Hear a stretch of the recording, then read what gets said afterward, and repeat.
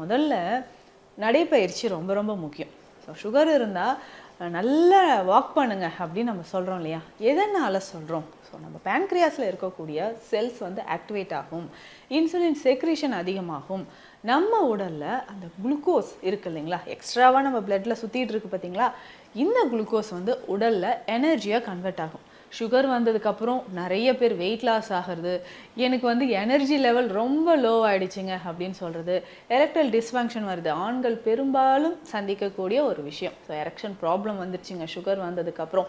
So இந்த மாதிரி நிறைய விஷயங்கள் நடக்கிறதுக்கு காரணம் என்னென்னா, நம்ம பாடியில் குளுக்கோஸ்லாம் தேவையான அளவுக்கு இருக்கும், அது எனர்ஜியாக கன்வெர்ட் ஆகிறது கிடையாது.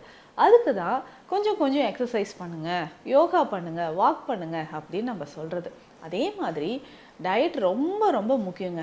சுகர் இருக்கிறவங்க முதல்ல தவிர்க்க வேண்டிய விஷயங்கள்னால் அதிகமான மாவுச்சத்து சேர்ந்த பொருட்கள்.